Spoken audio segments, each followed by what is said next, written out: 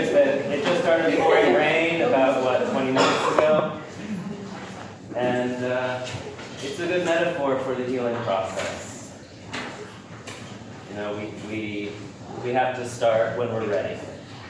And life happens, and things don't always unfold as we plan them to. And you can't put a schedule on healing, and you can't put a schedule on coming together and creating good things. It always has to naturally evolve and blossom in the right moment. So I think we're at that moment, right?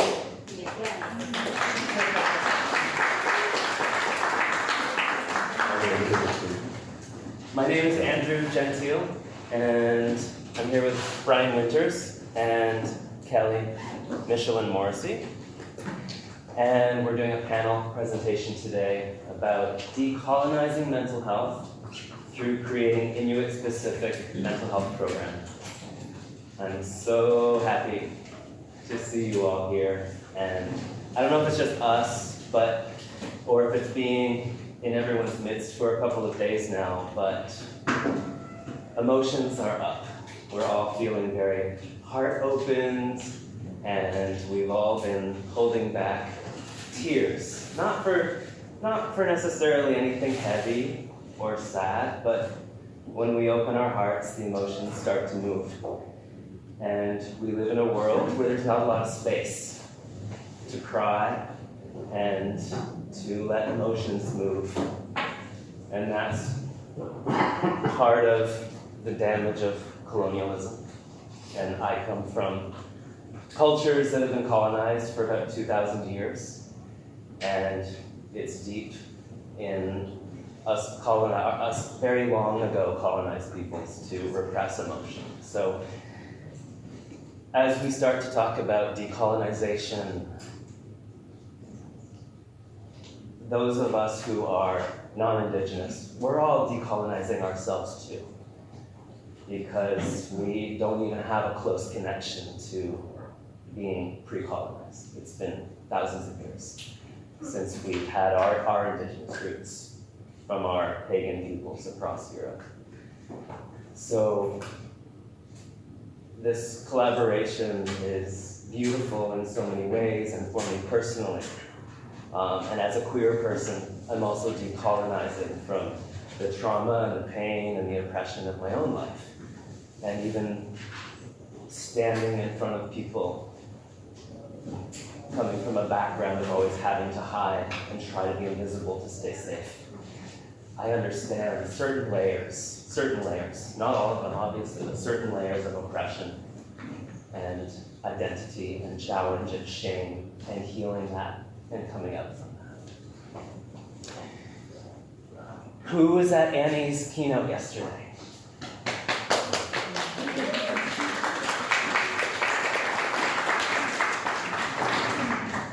And who cried? Who had a little bit of tears? At least come close. As you think about what it was in Annie's talk that brought the emotions up, as you think about not necessarily anything specific she said, but what was the underlying essence? Like what was the underlying essence or the quality of Annie's being and Annie's presentation that made you emotional? I'm curious to hear. Take a moment to think about it. I know that's a very vague question, but yes. Because we've all dealt with losing people from suicide, and we all deal with our own mental health. Because we've all dealt with losing people from suicide, and we've all dealt with our own mental health. Thank you. Anything else? Any other words, other angles on that emotional experience? So I'll run with what Maxine said. So we've all been there. We can all relate. And that's a way of saying what she said, we know to be true from our lived experience. And I know I was sitting in the second row, and I wiped tears about 4 times from my eyes. And for me, what Annie said was true. And Annie's way of being is really powerful to me, because when I was 24, I was a mess. I didn't know myself. I was afraid of myself.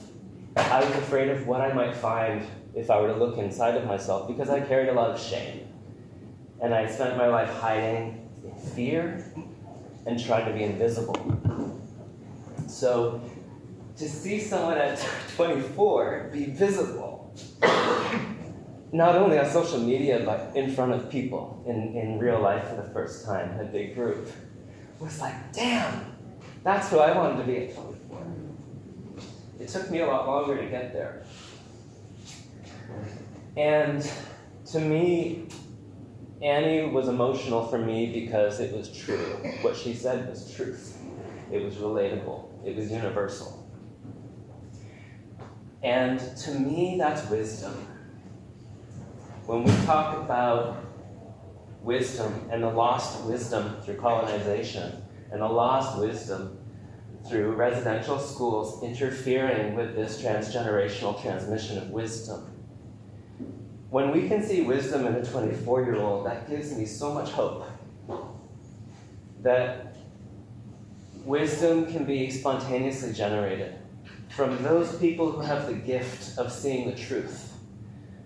When Annie self-declares as being highly dramatic, that means she's living from her heart. She's not stuck in her head. She's not stuck in concepts and academia and intellectualism. She's working with her hands, and she's an active creator of electrical systems. She creates things. She's in her body, and she's in her heart. And those are one and the same. For anyone who's done trauma healing, we know trauma disconnects us from the body, and our healing brings us back into our body. She does work that's in her body, and she lives from her heart. And there's just a million tangents I could go from here. But when I was about 20 years old, I don't remember what it was, who said it, but as I spent much of my youth in these very dark places of insecurity and fear and doubt and hiding, I remember hearing a quote, like one sentence, that changed my whole perspective. And I don't now, 27 years later, I'm 47 now, I don't remember what that was, where I heard it, but I remember one statement from an older person that completely changed my perspective and brought me out of the darkness and gave me a sense of relief. And I knew at the time, like, that's wisdom. That was a nugget of wisdom. And to me, it was pure alchemy. It was pure magic. The ability, like, how do you create that? How do you make magic that can heal in a sentence? The power of changing perspective with one phrase, to change someone's emotional state, to change them from the darkness to the light, to me was a power that I revered. And when I was 20 years old, I decided I want to become wise. I want to be one of those people who can generate that for others.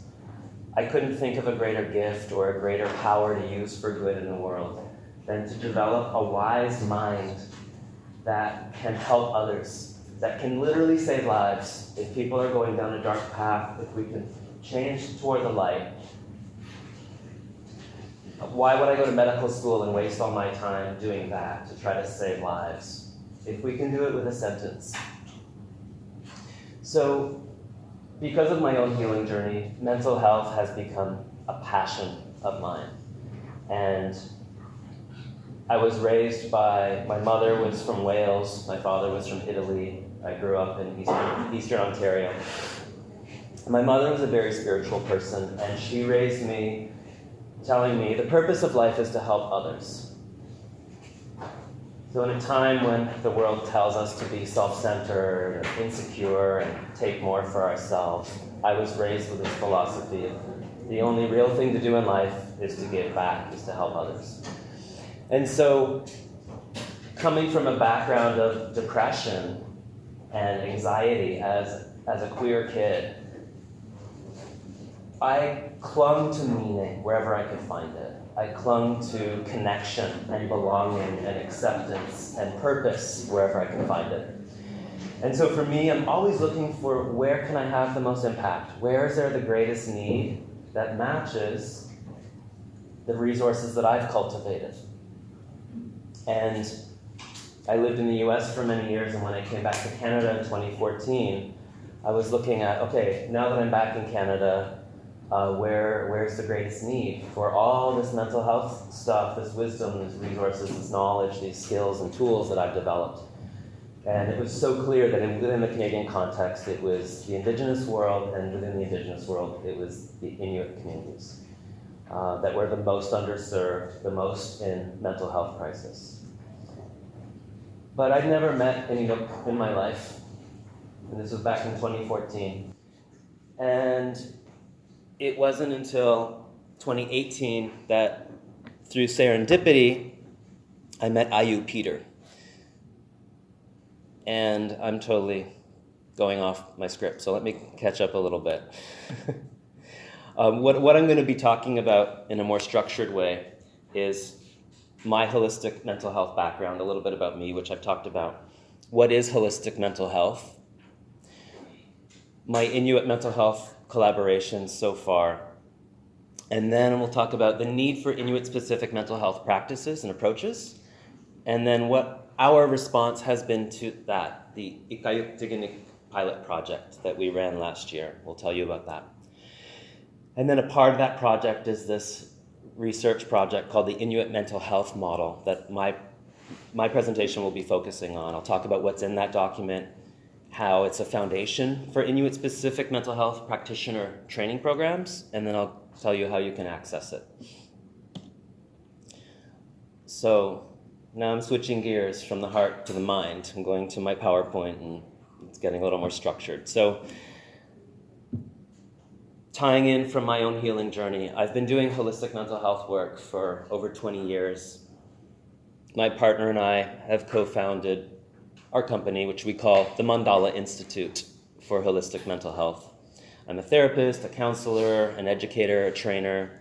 I develop customized training programs, and I've written one little book, Heartbreak Therapy, Repair Manual for a Broken Heart. So it's a self-help book to help people get over the pain of a breakup. My formal education, my first career was in environmental work. So as part of wanting to make a contribution to the world, I thought I could do that with people, I can do that with trying to help the environment.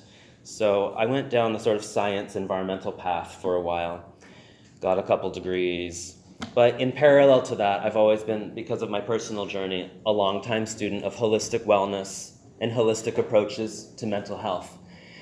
And being a queer person, I never, ever really trusted anything that was mainstream. So I was always looking outside of the mainstream, always looking outside of the mainstream often means looking to other cultures, looking to non-Western approaches, looking to Eastern cultures and indigenous cultures for answers, for truth, for wisdom. So I've been a longtime student of cross-cultural systems, of philosophy, psychology, spirituality, and healing, including study and training in some indigenous approaches to healing. So I'm using this term holistic mental health. I'm using it very intentionally because I want to differentiate it from just the general mental health discussion and approach that's based in Western European-centric psychological concepts. So this table here just highlights some of the contrasts between the Western approaches and what we're calling holistic approaches. So Western approaches are they've been developed in the last 100-ish years from European and colonial concepts and within European colonial institutions like universities. Whereas holistic approaches, they draw from multiple sources. often from indigenous concepts and approaches from around the globe, and from lived human experience, going back to that thing that you know is true when you hear it because you've lived it. Western approaches focus on pathology, so the problem, what's wrong. They focus on labeling, diagnosing based on symptoms. And it's based on the Western medical model. You have a disease that's classified based on the symptoms, and then you give it a treatment, a medication or a surgery to cut it out or change it. And we see that in psychiatry. So psychiatry is the real medicalized Western aspect of mental health, which assumes that the source of any mental health problem, it's inherent, it's genetic, it's brain chemistry. So we need to fix it with chemistry, which is insane. The holistic approach, which is kind of the same as indigenous approaches, it focuses on understanding the root cause. What caused this?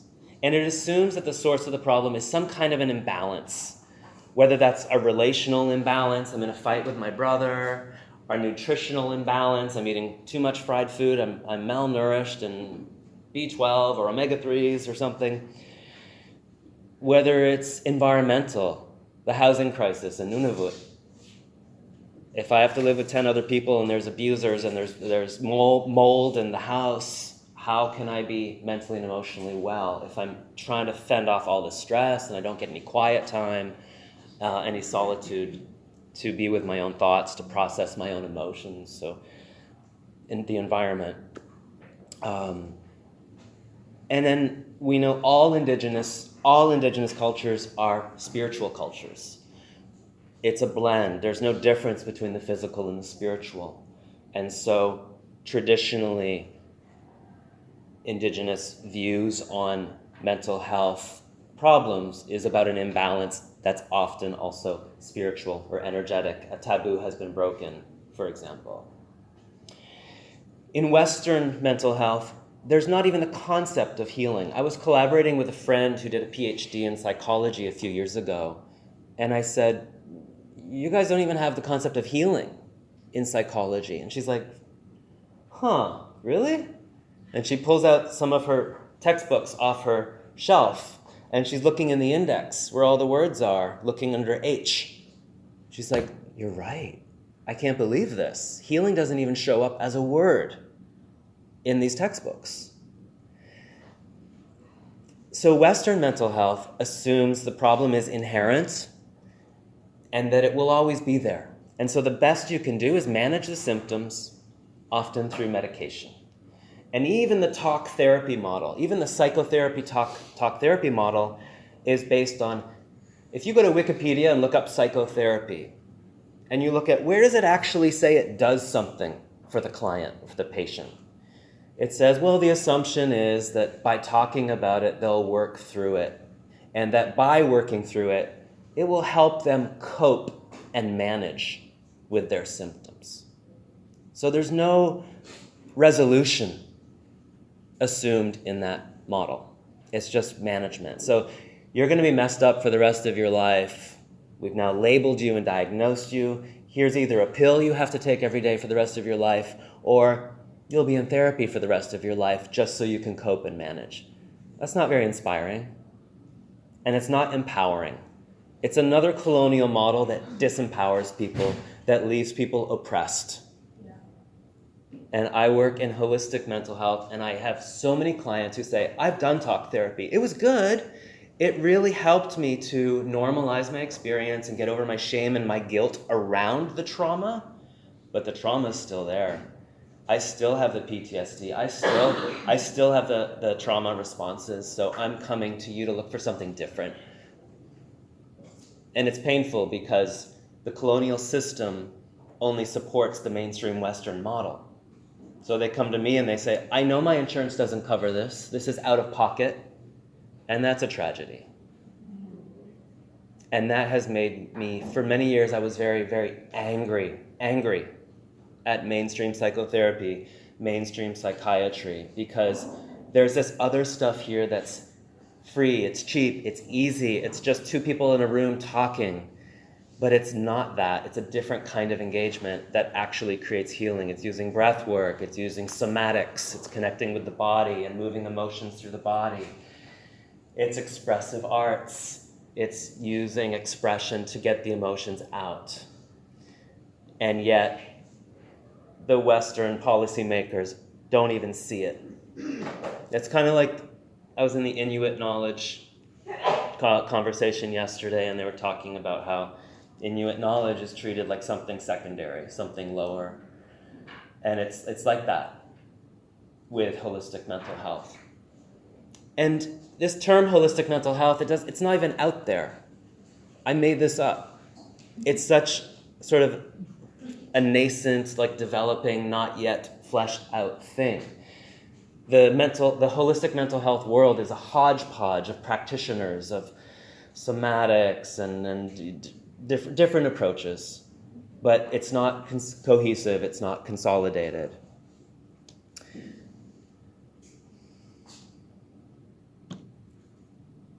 So holistic mental health is a framework grounded in the lived human experience, and it sees that good mental health is a natural result of basic emotional needs getting met, including safety, a strong and positive self-concept or identity, self-worth or self-esteem, a sense of connection, belonging, meaning, and purpose, and of course, being free of substantial unprocessed trauma.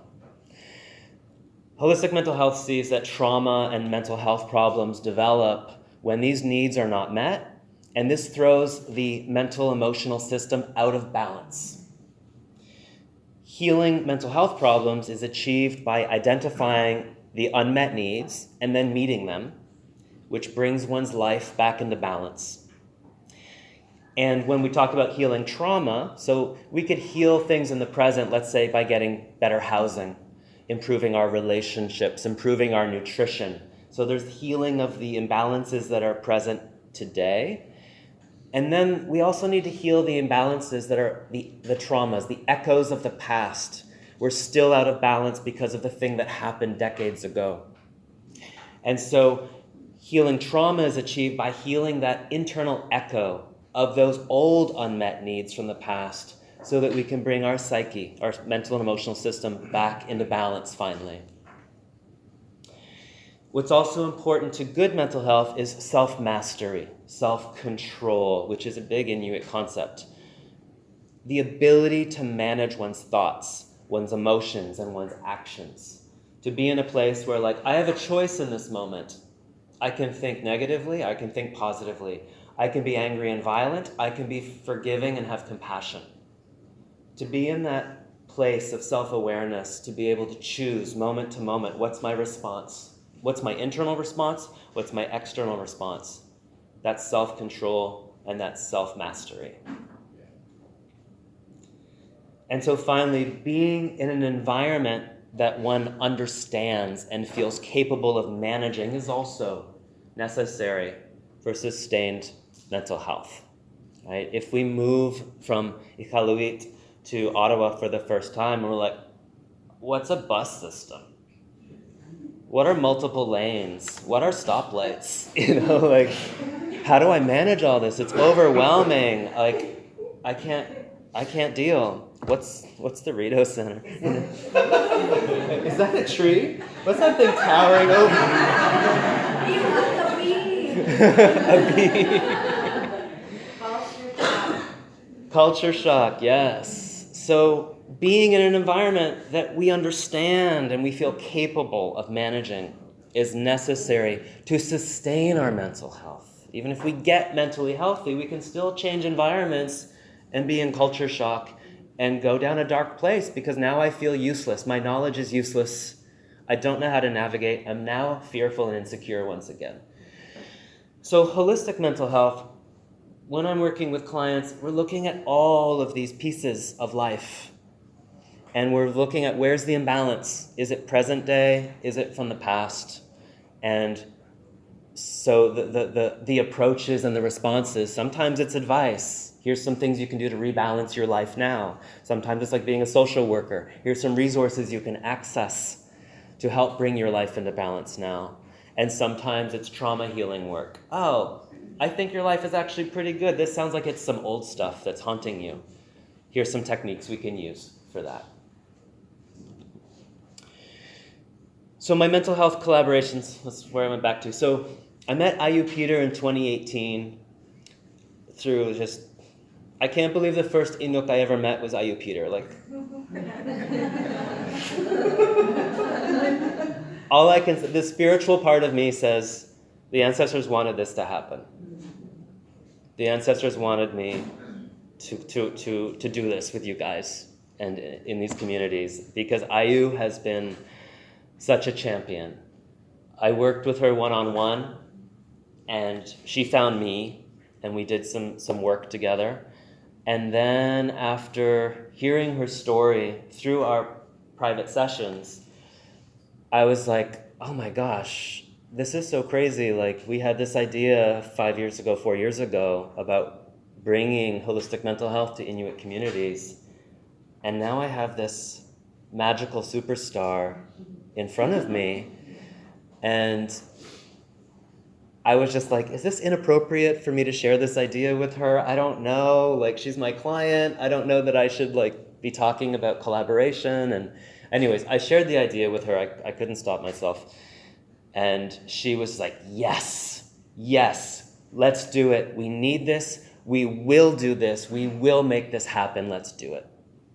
So my partner and I were running a training in Mexico about 6 months later. And because I was saying with Ayu, like, we need to spend some solid time together so I can learn from you and you can hear about what we do, and we can see where are those resonances culturally between what we do and Inuit thought and culture. Because I was ignorant. I knew nothing about Inuit culture, nothing. So 6 months later, she came down and participated in our 2-week training. And through that training, as we're sharing concepts from our holistic stuff, she's saying, oh yeah, that's Ayonarmat, and that's Sila, and that's wisdom, and Isuma, and she's pointing out, like, oh, here's what we call that, and here's our view on that. And so it was this really cool cross-pollination. We moved through the course a little more slowly because Ayu was getting up and dancing and teaching us things half the time. It was amazing. It was amazing. She introduced me to Susan Aglukar. She introduced me to Pamela Gross, Mayor of Cambridge Bay, who's now Deputy Premier of Nunavut. And so from there, Susan invited me to teach with her. Susan was doing her Arctic Rose programming and had been wanting to introduce emotional intelligence, so she invited me to co-teach with her and to cover that part of the program. So just before the pandemic, we made 4 or 5 trips up to different communities up north, and some with Mika, and we're teaching youth. Then Pam Gross reached out and asked if my partner and I could run a youth program for at-risk youth. And so we went and spent 2 weeks up there doing that. And then in the meantime, I was connecting with Bryan, who was executive director at the Toronto Inuit Association at the time. And we developed this project that we're going to be talking more about today. So the need for Inuit-specific mental health approaches.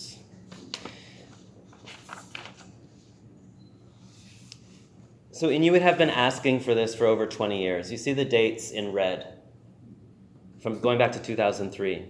To achieve pride, we must train our own people in our own communities. We must stop training outside all the time.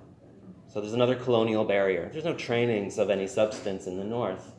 The trauma, the barriers, the culture shock that we were just talking about of having to go to the south to train, to then go back to their community years later, is a huge barrier. There is no culturally appropriate Inuit-based approach to mental health and addiction counseling. The reality for many Inuit communities is that services in several areas simply do not exist. In many areas, there may be few or no mental health services. Culturally relevant services and approaches need to be developed to address unresolved trauma and grief, including the impacts of historical trauma stemming from colonization and rapid social change. In addition, the need for accessible mental health services that are both led by Indigenous peoples and founded in traditional knowledge is clearly stated in the final reports of the Truth and Reconciliation Commission of Canada, the Missing and Murdered Indigenous Women and Girls Final Report, and the UN Declaration on the Rights of Indigenous Peoples.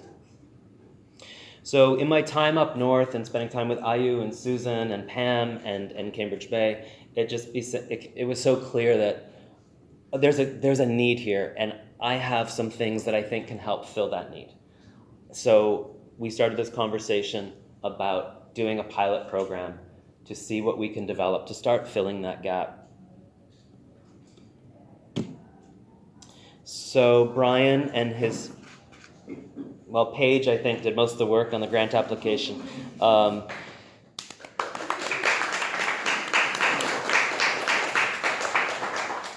Got us a almost $50,000 seed grant from the Ontario Trillium Foundation. Very crafty to get Ontario money to service Inuit. So we presented it as serving the Inuit in Ontario, but we knew this was serving a larger purpose. And so the purpose was to develop an Inuit-specific mental health training program. The idea was to train practitioners, was to take Inuit and train them in Inuit-specific methods so that they could then be counselors, therapists, healers, whatever we want to call that, Auviqsaqtut, and do it in an Inuit-specific way. And we developed the two work products here, which is a 53-page sort of white paper, I'm calling it, called the Inuit Mental Health Model, that documents Inuit philosophy, approaches, ideas, and concepts on mental health, and then developed an 80-hour Heal the Healer Inuit-specific mental health training program that we called Becoming Inummarik, which means becoming a whole person or becoming a capable human being who can act with wisdom. So suddenly we got the green light from the Ontario Trillium Foundation. We had to put everything on pause because of the pandemic. We're like, okay, now we have to do this online. So now I'm here, I'm like, okay, I have to develop this Inuit-specific training. Like, wait a second, I still don't know much. So I realized, okay, I need to take some time and read everything I can read because it's the pandemic. I can't really do immersive learning. So I spent 3 months just devouring every source of Inuit information, Inuit-sourced information I could on mental health, the mind, the emotions, healing, woundedness, and I was making my notes, and I had to organize these notes, and those notes I knew were going to inform what was going to go in the curriculum, and in the end, it became this amazing consolidation of information that I haven't seen anywhere out there yet. And it became clear, like, this is going to be a really useful document for anyone, for Inuit to connect to cultural pride, to deepen cultural understanding, as well as for researchers and academics and all that stuff. So I had 28 different sources, and it's now a document that's available. I'll give you the link where you can download it at the end. So in addition to consolidating the information, I also applied my holistic mental health lens to different cultural elements and identified how these cultural elements and traditional practices contributed, because not all of those practices are widely practiced today, contribute to mental and emotional well-being. It also looks at the applicability, feasibility, and compatibility of various cultural elements and practices for Inuit today, given how culture has changed. Some of these factors have changed as well. And it consolidates Inuit-sourced recommendations for what's needed in terms of mental health education and programming for the general population as well as for developing practitioners. And it provides a guide for training content. So we'll look a little more detail at these pieces. So the wisdom of specific cultural elements. So when we compare Inuit views on what makes an Inummarik, or a capable human being who can act with wisdom, and we compare those with the elements that contribute to good mental health, we can see there's a lot of obvious overlap. So Inuit views and the holistic mental health view agree that things like connection, belonging, having a strong sense of identity, being capable and skillful, having a sense of meaning and purpose, that they're all important factors in one's well-being or in one's becoming fully human. We can then look at individual cultural elements and practices and see how each one contributes to these factors that are supportive of mental health. And we can see the unique value of each specific cultural practice and how they serve positive purposes in terms of mental health.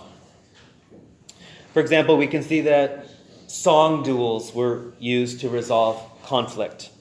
And there's an understanding there that humor and anger are opposite emotions. You can't be in a state of humor and be angry at the same time. So, who was that? How far back? Someone was so smart to think about, here's how we're going to resolve anger. Here's how we're going to resolve conflict in our community. We're going to force it into a comedy standoff. We're going to put so much laughter that the anger is dissolved and released. There's a beautiful wisdom in that, and it brings things back into balance. We can look at the Inuit concept of ayonarma, which is the mental technique of accepting things that can't be changed. You know what? We can't do anything about that. Let's put it off to the side and let's look back. Let's look to the future. Maybe we'll come back to it later, maybe not, but right now we got to deal with reality. One thing we always say with ayonarma, anigusumo, it will pass. Oh, I need to add that in. Yeah. So this is, I'm going to say this later, but this is a whole living document. There's so much more wisdom I need to still pull in, and thank you. I want to hear how that word is spelled, and let's talk more about that. That's amazing. So, when we have an attitude of, can't change it, this bad thing will pass, that's a mental health tool. That's a preventative mental health tool to stop us from going down a dark path with our thoughts. Right? So that's what this project was so exciting, was to pull these cultural pieces all together and say, look at the wisdom, look at the value. This is a complete mental health system. Inuit have already a complete mental health system. It's a prevention system and it's a healing system. It just needs to be spelled out that way. We have the cultural value of looking on the bright side of things. This helps support positive mood, optimism, good mental health. We have cultural values such as working together for a common cause, which creates a sense of connection, belonging, and shared meaning, which are all key to mental health. We have the Selmic name-sharing tradition, which gives a feeling of continuity across the generations. So when someone dies in the community, there's a sense of they're not gone, they'll be back soon. And it really helps with the grieving, that some essence of that soul is coming back into our community. So we don't have to be so sad. They're not gone forever. So many more examples. These are just a few. So understanding the underlying benefits of each cultural element is so important and useful if we are to build an Inuit-specific mental health approach.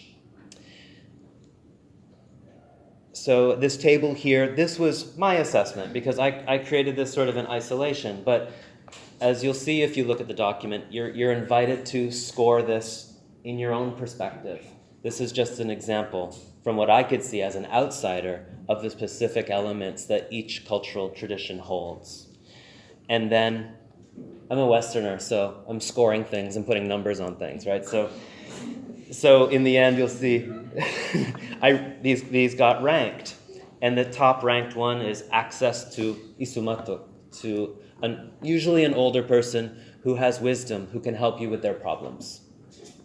And this really leads into the development of practitioners, Inuit practitioners in Inuit-specific mental health approaches, so that the healers are in the communities. They are Inuit, and they are in the communities helping fellow Inuit in Inuit-specific ways. That's the long-term goal of this work.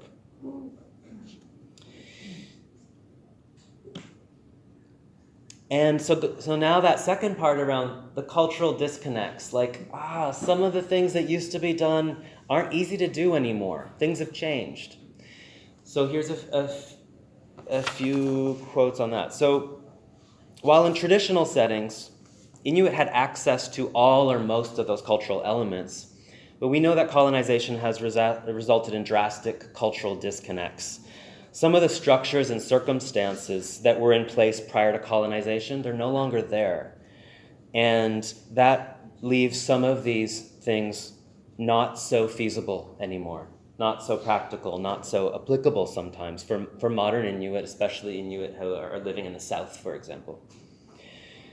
And these quotes acknowledge that Inuit culture is a culture of innovation, constant evolution and growth, and just finding what's efficient, what works. And so these quotes point to the acknowledgement of those changes, the challenges they present, and the need to evolve and to be open to folding in non-traditional approaches as needed to fill any gaps. For example, as shared in one of those quotes, the authority of elders has changed. Traditionally, being able to go to an isumatuk was one of the strongest pieces of the Inuit mental health support system. But today, for various reasons, including the change in how elders hold authority in communities, many Inuit may not have access to a wise elder to support them through a difficult time.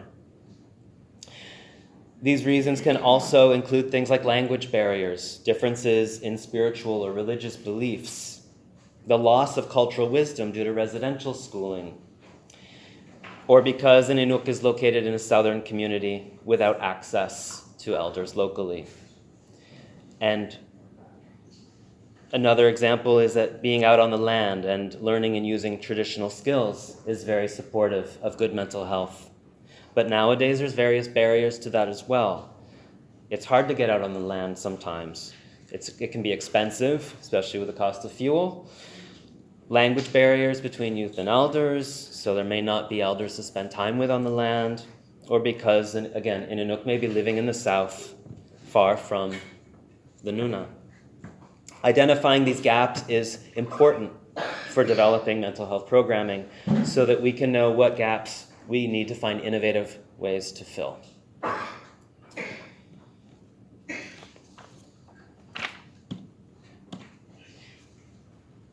So in the research project, I found so many good quotes that kind of gave us pointers like, this should be put in a training, this should be put in a training, this should be part of the curriculum. So the blue text here is some examples of how these Inuit-sourced recommendations have translated into curriculum content. So taking back what's meant to be a healthy person, teaching how to be patient, bold under pressure, withstand stress, to focus, to be tenacious, not to be impulsive, to be courageous, to have sound judgment, and ultimately how to be wise. To teach that thoughts and feelings, especially of anger or regret, should be expressed so they don't turn against the self or others. We need to find ways to remove pain. It's important to talk to people gifted in helping with resolving these issues. We have to recognize the roots of our pain and that trauma is healed when it's faced head-on and discussed. When we look at all the recommendations from the Inuit sources, it really falls into sort of a 3-layered set of trainings, with the first level being a heal the self or heal the healer first training program. That needs to involve things like emotional intelligence, self-awareness, stress management, self-regulation, self-care, an understanding of the mind, of the emotions, of different personality types, of healthy relationships, healthy communication, setting boundaries, goal setting, and more. Then there's a second level training beyond that for those who want to be practitioners to help others. And those people would need to be trained in Inuit-specific tools to help in the healing process of others, including how to work directly on healing trauma, addiction, healing from relationship breakups, healing from loss and grief. And then of the people who train to become practitioners, some of those might want to rise to another level to be community mental health leaders. And so that's another set of skills and learning of how to run trainings and workshops and other wellness events in the community. So that's the end of my presentation. I'm going to turn it over to Bryan, and we are always, this is all new and young, and we're just coming out of the pandemic stuff, so we are looking for collaborations, and anyone who has input and ideas, we are wide open. You can download the Inuit Mental Health Model document from that link, and that's my email address. Thank you.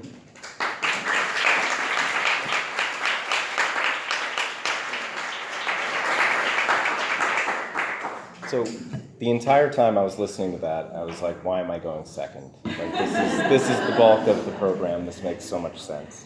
But I just want to give like a little bit of background because Andrew has his version of how we came to this, and I have my own. So we were luckily put in touch by Susan Glukark.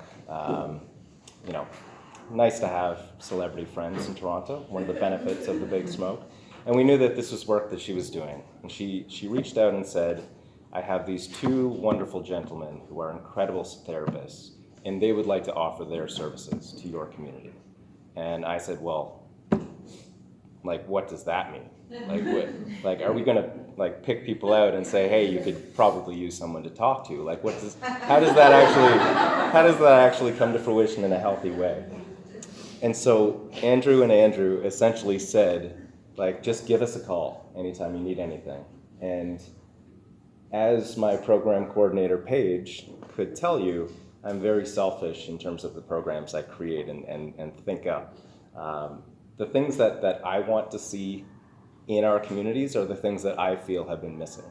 They're the things that I didn't have access to when I was 24 years old, when I moved to Halifax from Happy Valley Goose Bay. And I really didn't know how to adjust to that environment. To quote Annie, actually, sorry Annie, gotta do it. The brain works differently in different environments, and it's so true. And there are aspects of being an urban Inuk that are explicit and obvious, and there are aspects that are not. So personally, the coinciding of us meeting came around a time when there was specifically a dispute in our community. There was a disagreement between people, and I wanted to figure out how we could mitigate this, how we could sit people down and have a conflict resolution conversation in a way that is still grounded in Inuit value and still grounded in our culture and still feels safe and familiar, because nothing in the South does. So then Auviqsaqtut happened, and that caused a whole other perspective on where we are in terms of mental health. So for anyone who isn't familiar, Auviqsaqtut was the Inuit equivalent of the Me Too movement.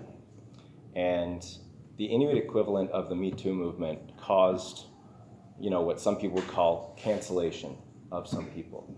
But we have to recognize ultimately that no one goes away. We don't subtract members of our community because we need everyone to heal. We need to be one.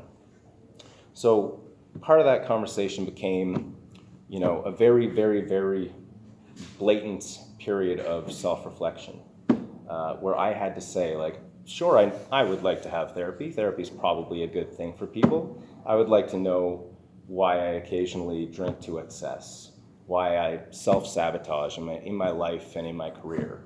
And I had to spend that time and say, have I always been kind and caring to the women in our communities? And I have to say that I can't say that I have. So this became a much more holistic, community-based approach to how we get there from a baseline understanding of who we are and how we are. So not unlike the National Inuit Suicide Prevention Strategy, it mostly talks about housing and food support and the things that get us there, that help us be healthier.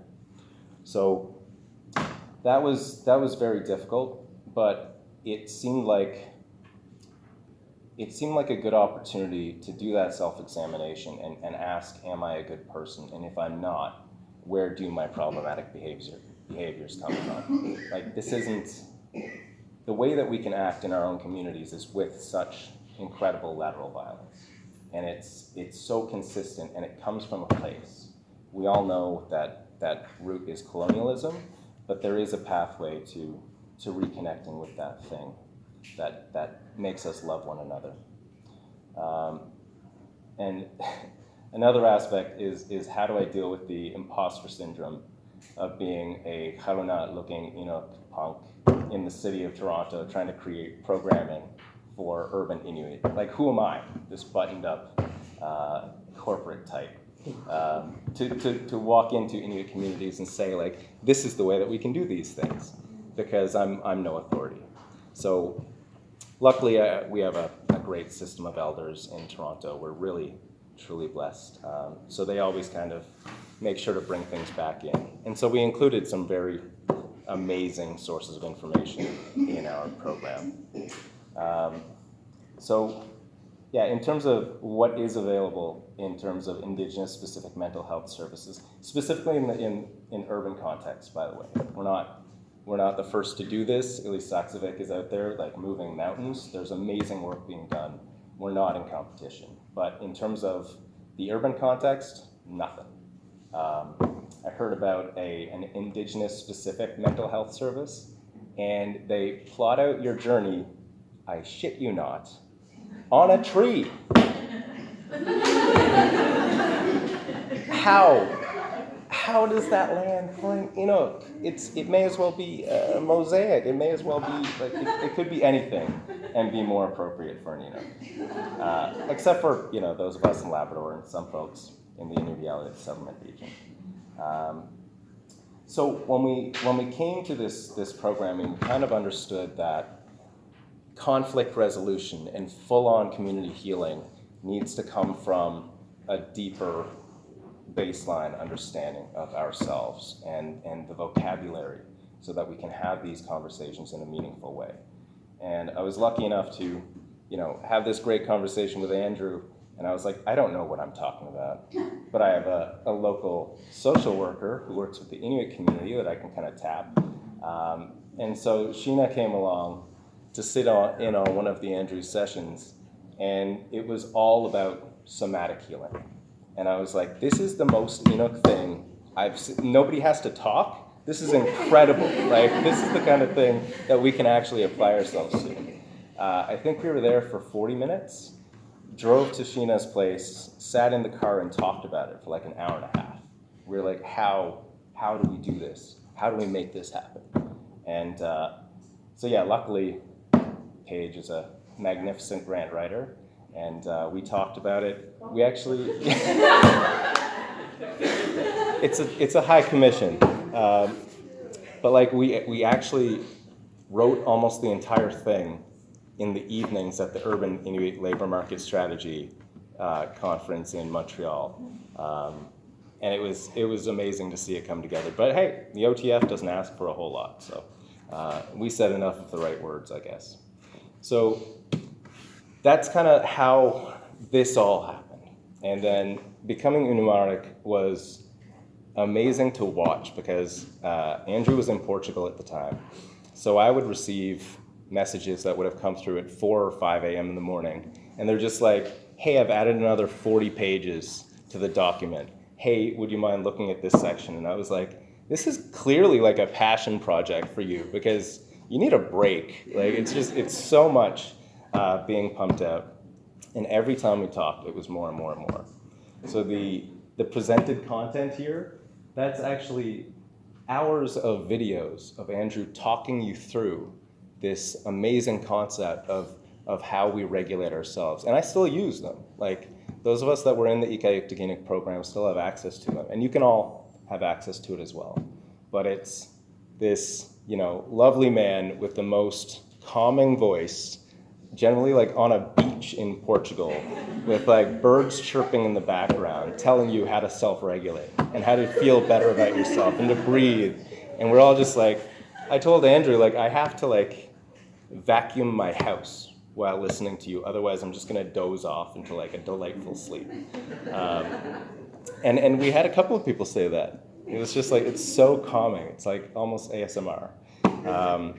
But so this incredible manual and workbook came out of it, and we had the opportunity, like Akumalik was just saying, to kind of show it to different people and have them say, this is close, but you're a little off in this.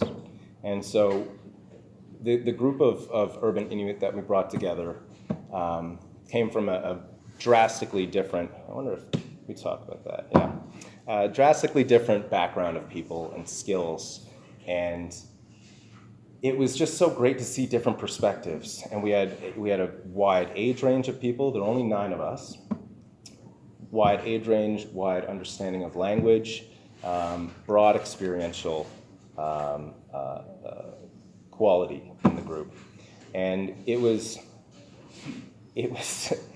so important for us that we do it first with urban Inuit, because as we know, there is little to no support in Inuit-Nunangat in terms of your mental health. So by using urban Inuit, by having people who, as we say, walk in 2 worlds, we knew that after our often insanely emotional 2-hour sessions every Saturday morning, that when that laptop lid closed, people did have access to the kind of supports that they might need. So this is just a couple of quotes that we had from participants. In terms of like the impact of this program, of the 9 of us, 3 of us changed jobs because we realized how unhealthy they were and how unhappy we were. So I'm not going to ask Mika to read this out, but I'm glad it's on the board, so I don't have to either. And another one of our star participants, Taktu Karen Aglukark, was actually a member of our Inspire Nunavut program this year as well. And it's been incredible to see these young Inuit operate in various contexts where they always bring so much knowledge, so much heart, and so much impact. Here's a couple more participants. One of them is just outside the door, so if you want to embarrass her, like, please bring this quote back to her and give her a hug. Best hugs in the building, by the way, Melissa B. Gordon. And Hovak Johnston, who ended up, I don't want to say changing her career, but putting a different emphasis on aspects of her career and kind of refocusing into this specific Inuit approach to mental health. And she actually ended up being the cultural and wellness advisor of the Inspire Nunavut program this year, so that participants would have the opportunity to speak with someone who was coming at the work from the same perspective and understood the value of things that Andrew had mentioned, like throat singing and art therapy and breath work, and these things that might feel just so natural and culturally congruent, but still we need to put that emphasis on these are benefits to us. These are real things. Again, I'm not going to read these out, but a lot of this is a survey that we released after the program, and we said, like, on a scale, how would you rate all of this? There's no white on this page, just like that light color. The dark blue is like 10 out of 10, and the slightly less dark blue is like 8 out of 10. So the only time that you see something like, I feel greater self-compassion or self-love being a little bit lighter, is because we're asking for the change. We're asking for the theta. So if you already had that, if you were already well-grounded in how you were feeling, you didn't feel that change, but you still felt it. You still felt an impact. These ones are so important, especially for urban Inuit. I had a great conversation with Caitlin Bakey, who presented a workshop for us when we were at the Toronto Inuit Association, and she had kept talking about her community, and she was talking about Makhovik, Tiavu. I said, well, how long have you been in Ottawa? She said, oh, like 3 years. I said, so in what way, shape, and form is that not your community? And it was one of those aha moments where she was like, I didn't think of where I am as my community. I always thought of where I'm from as my community. So the greater sense of connection to my culture, pride in my Inuit identity, and connections to community in general are just so enormous for urban Inuit who always, or I can only speak from my own experience, but feel disconnected. We might not have access to our country food. We might not have access to language learning programs. We might not see Inuit often, unless you're lucky enough to be in Ottawa, where we have the largest population of Inuit in the country. Again, not going to keep reading. So I want to make sure that we have a lot of time to go through Kelly's work and the very different background that she comes from, and a little bit of an example from Mika as well. Nakumik. Thank you.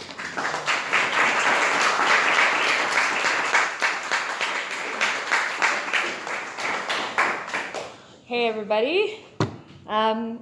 So I have a lot of experience with, and some people in this room know, I'm looking at you, Kinda. I have a lot of experience with facilitation, with standing in front of groups of people and speaking. But something I don't have a lot of experience with is writing my narrative, is talking about myself. It's hard.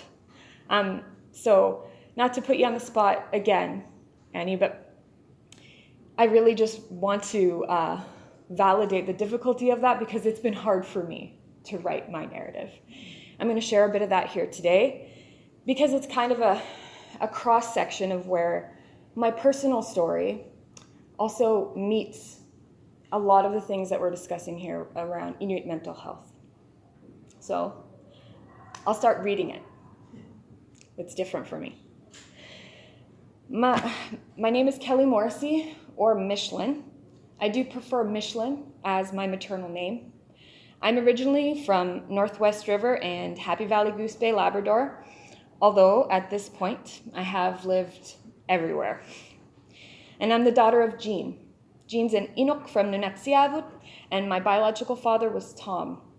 He was a Newfoundlander from St. John's, Newfoundland. And then there's me. It's also important to note I'm fortunate to have a wonderful stepfather in my life, Phil. I identify as Inuk with a mixed up background, and I'm on my own healing journey. I also have a frog in my throat for some reason. So, thank you. Thank you.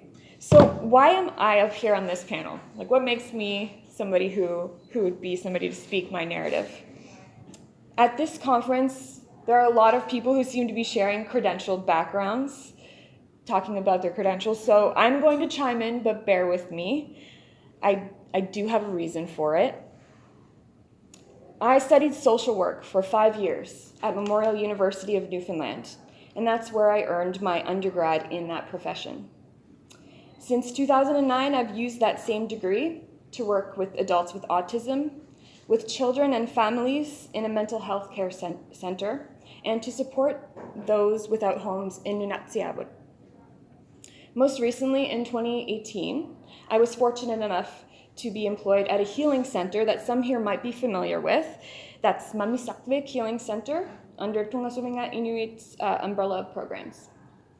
We're located in Ottawa, and we currently serve Inuit in Ontario through trauma and substance use disorder. So at the center, at present, I'm the manager of strategic initiatives, although I have also worked there as a counselor and a clinical team lead. So all this background is great. I'm sure you've heard lots of this over the past couple days, but what is my point? Why am I sharing this? Well, I have had a lot of experience in the helping sphere over the past 13 years, and my access to this experience, it was made possible through my degree. I am fortunate that Inuit-Studies helped me to get that degree. And I have to say, for all the help it has been, for all the gratitude I have for that 17-year-old me eating nothing but ramen noodles, Vienna sausages, and Kraft dinner to get by while cramming for exams, and for the appreciation I have for all the doors that $50,000 piece of paper has opened, I now realize that social work degree, it's fallen a little bit short. Now, this is not a criticism of the school I went to per se. Memorial was a great school, but it's a criticism of the construct on which it sits. You see, I remember getting my first big break job as a child and family therapist. I was so stoked, and I counted myself so lucky. I was 25, and they were taking a chance on me. And they stated they were enthralled that as an Inuit counselor, I could serve their Indigenous clients with more cultural awareness. Have we heard that before? I felt really daunted, but I jumped in. I had my degree and it prepared me in many ways, but the truth is, in hindsight, I felt really overwhelmed and disconnected. You see, I was lucky. I had grown up with traditional experiences on the land. I had quality time spent with my family. I had hunted, fished, and trapped. I'd eaten tons, so much country food. I learned that Inuk medicine of close connectedness to community, to culture, and land. But when I was 17 and I got accepted to my university to pursue my passions of helping our community, I had to peel myself away from Labrador and move nearly 1,600 kilometers away to a city and university that was completely foreign to me. I stayed there, nearly year-round for the most part, for 5 years, to get the tools to return to my community and be considered qualified enough to assist my community members in walking a healing path. I remember being the only Inuk in my social work class. I remember that an Indigenous competencies course was an optional side credit for the degree, and that less than half of the class took that course. I remember learning how to guide others through healing, but never what it meant to make sure that I heal myself too. And that last bit, it still hurts the most, as the effects of trauma, they always make themselves known eventually. Some of you might know this. A saying often heard in the helping field is, the body keeps the score. Basically meaning, even if your words or your thoughts deny it, your body will tell you if something is impacting you. It keeps score. It remembers.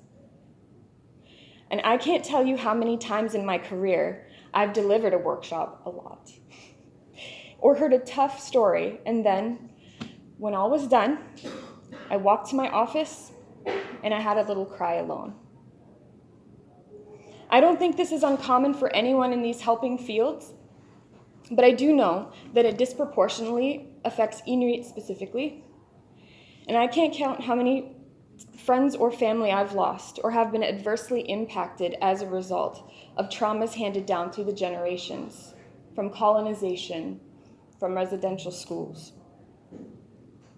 I'm grateful that Tungasuvvingat Inuit provides built-in access to mental health supports for staff with this in mind, addressing things as they come up, and they've opened the doors to taking it a step further in training and prevention with adopting this model.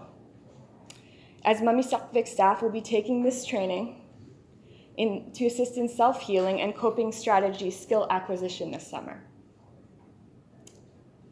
So, how did I get here?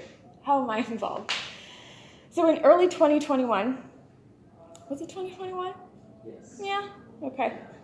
I was approached by Bryan Winters. He's so good at connecting. Yes, everyone's very familiar. So to participate in a pilot project, an Inuit Mental Health Model.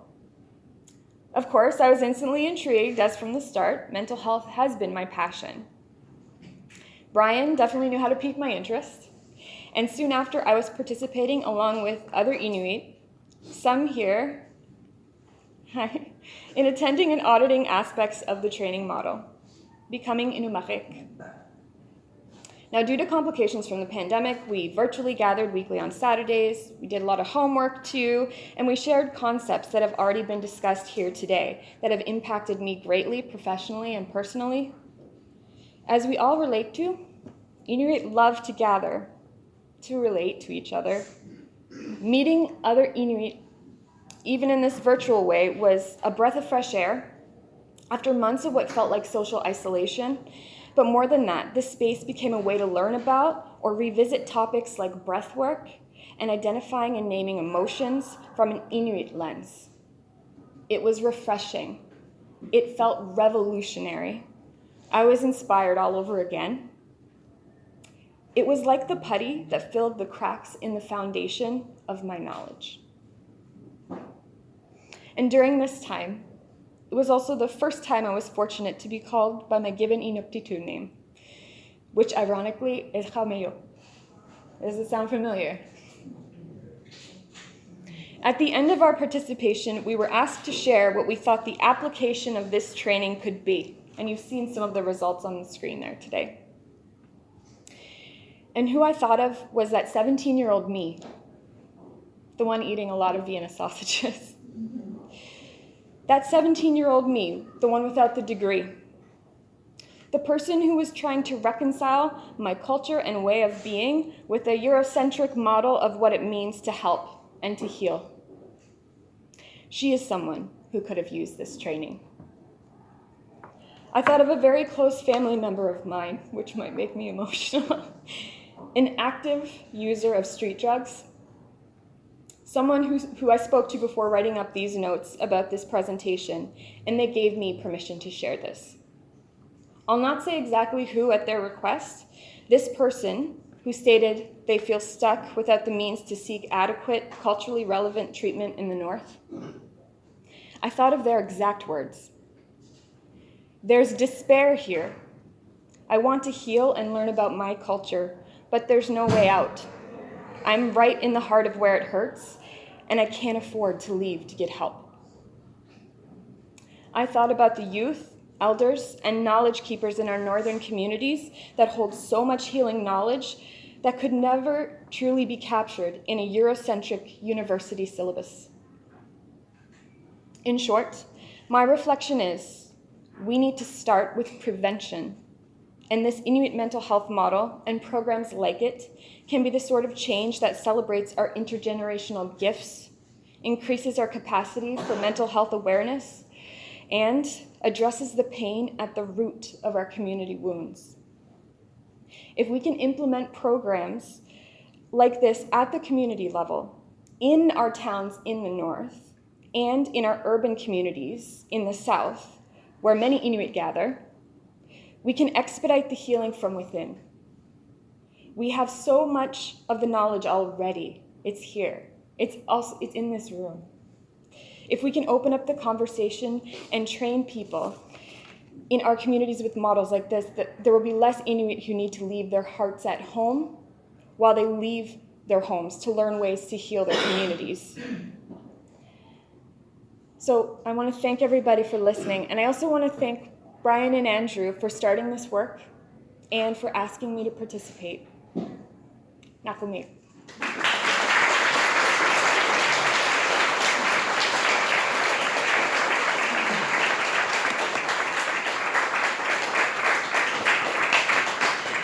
So at this time, I would love to invite a wonderful fellow participant in the pilot project, Mika. You want to come up, introduce yourself, and share a little bit? We would love that.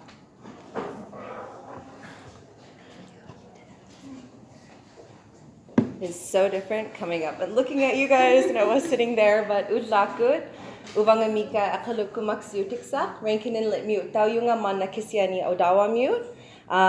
So I am a child and youth worker for over 10 years in Ottawa. I work with Tungasuvvingat Inuit, I've worked with Inuit-Studies, and I currently work with the Arctic Rose Foundation.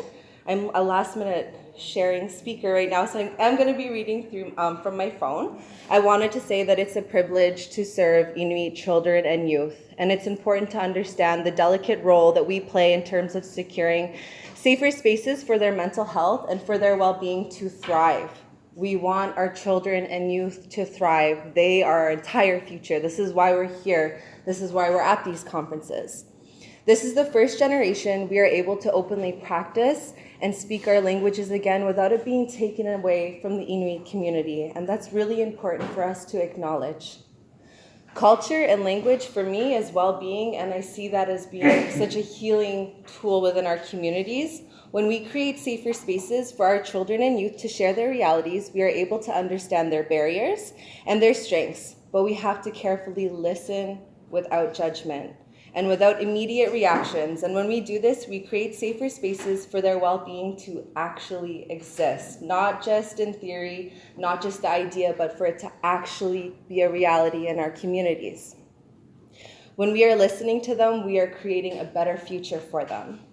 Our communities currently live in between what happened to us and who we are meant to become. And that sounds lovely in words, but we live in communities where intergenerational trauma is so rampant that we normalize unhealthy behaviors and unhealthy emotions. We do this to protect ourselves from further emotional harm. Because it hurts to acknowledge the legacy of colonialism. It's really painful, some of the stories that we share together, some of the stories that we hear. We understand it's not a good feeling. This is our reality, but it's not who we are. The legacy of colonialism is a reflection of Canadian society and how they have treated Inuit for many generations. What works in the Western world will not regularly be what is best for our communities. And this is why this particular pilot project was so important, and it really was super positively impactful to me in my life and in the work that I do as a therapeutic arts practitioner. It created spaces for us to openly share about our mental health and well-being, and as I previously stated, culture and language is well-being. It's so important. When we understand who we are as Inuit and where we come from, we are able to take back space, not just physical forms, but in the comfort of our own minds when we're alone, in our safe spaces. When you have good thoughts, you feel good about yourself. Your body feels good, your mind feels good, you feel good in your community. And when you have bad thoughts and they're left unattended, they can make you feel really bad in your mind, physically, in your community. Inuit inherently had practices that protected our well-being. What stood out to me in this pilot project was the adaptation of old ways and ideas of well-being and how we will create space in the Western world for them to thrive again. When we talked about meditation, we often think of, when we do talk about meditation, we think of putting on music or a guide and listening to that music and guide and making it a safe space for us to think about different things and to think about better ways of ourselves. Now, how do we make that Inuit-specific?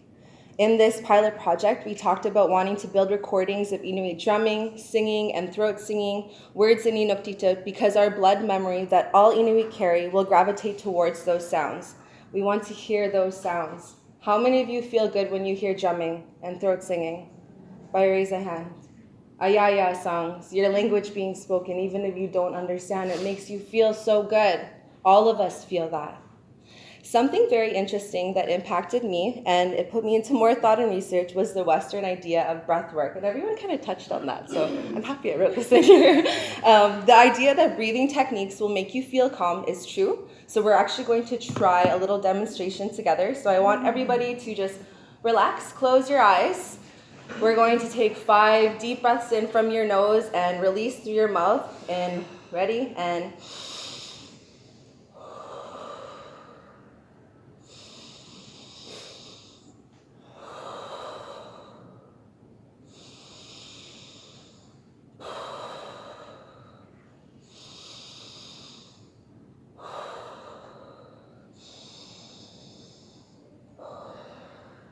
good job, everyone. Good job. Now, how good does that feel? Your body just kind of relaxes a little bit. You feel a little more calm. You get into a different space, right? So you can see that breathing techniques help to calm your mind and your body. Now, let me tell you a little bit about throat singing. It's a game. They come with stories, and we know that traditionally I'm a throat singer, and one of the beautiful teachings I have learned is that when children were crying and you could still amak them in your amounti, the vibration of the throat singing in the back would soothe the baby, right? So that's one teaching I really love. But more importantly for me, throat singing is breath work in practice. We just did a tiny little breathing technique that we had done within the pilot project.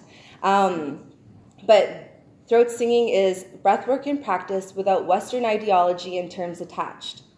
When we take back aspects of our culture and language, we are creating spaces for our inherent ways of well-being to thrive.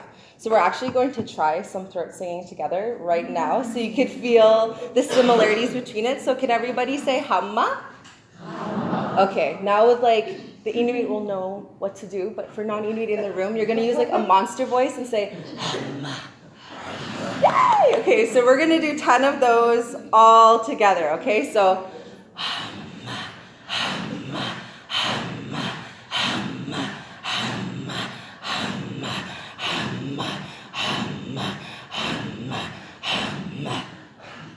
you guys did such a good job.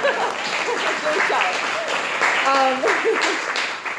So I hope that through trying the breathing technique and trying the throat singing that you can see and feel the similarities between breath work and throat singing.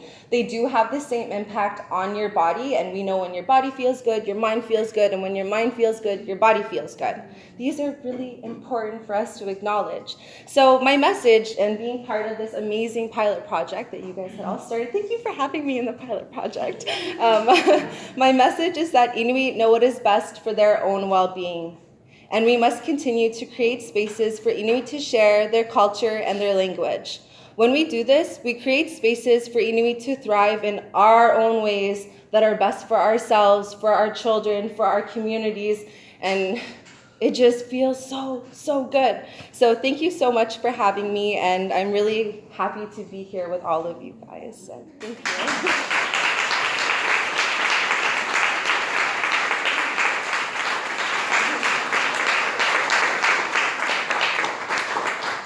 How lovely to end on such a high note, such beautiful energy. Thank you, Mika. We're technically at the end of our session. We're going to stay around. Love to talk with any of you, all of you.